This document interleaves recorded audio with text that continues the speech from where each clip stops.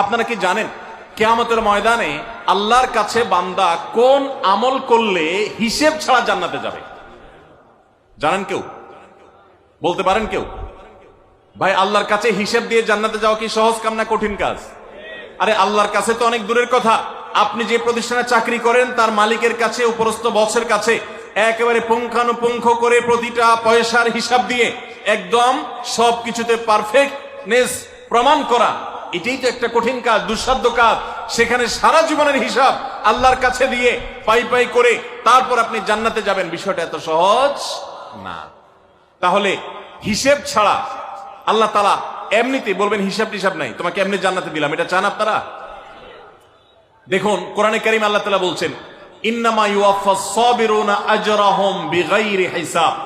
আল্লাহ বিনিময় দেওয়ার ক্ষেত্রে, সওয়াব দেওয়ার ক্ষেত্রে দুনিয়াতে যারা সবরকারী হবে, যারা ধৈর্যশীল হবে, যারা সহিষ্ণু হবে, যারা নিজেকে নিয়ন্ত্রণ করতে পারবে, এই সবরকারীদেরকে আল্লাহ তাআলা হিসেব ছাড়া দিবেন, তাদেরকে সওয়াব দিবেন হিসেব ছাড়া। তাহলে আপনি যখন আপনার কর্মস্থলে থাকবেন আপনাকে ধৈর্য ধারণ করতে হবে। আপনি যখন পাবলিক পরিবহনে উঠবেন আপনার মাথা ঠান্ডা রাখতে হবে। আপনি যখন আপনার বাসা বাড়িতে থাকবেন আপনার মাথা ঠান্ডা থাকতে হবে। মাথা গরম হয়ে যায় যাদের, হট মেজাজ যারা, কথায় কথায় মাথা গরম হয়ে যায়, ধৈর্যহীন হয়ে যায়, যেখানে সেখানে গন্ডগোল বাধায় দেয়, মারামারি বাধায় দেয়, ধৈর্য সহ্য বলতে কিছু নাই, এই লোকগুলো কিন্তু এই সৌভাগ্যবান মানুষদের কাতারে সামিল হতে পারবে না। ঠিক একইভাবে দাম্পত্য জীবনে সুখী হতে হলে সবর এবং শুকর, এই দুইটা মূল মন্ত্রের কোন বিকল্প পথ খোলা নেই। সেটা স্বামীর জন্য প্রযোজ্য, স্ত্রীর জন্য প্রযোজ্য। স্বামী হিসাবে আপনি স্ত্রীর অনেক অনিয়মতা দেখতে পাবেন, অনেক কিছু দেখতে পাবেন, আপনার আকাঙ্ক্ষা, আপনার চাহিদা, প্রত্যাশার বিপরীত, আপনাকে সবর করতে হবে। ভাইরা আমার, আমাদের প্রিয় নবী সাল্লাল্লাহু আলাইহি সাল্লামের দাম্পত্য জীবনে কিন্তু টুনটান সমস্যা হয়েছে।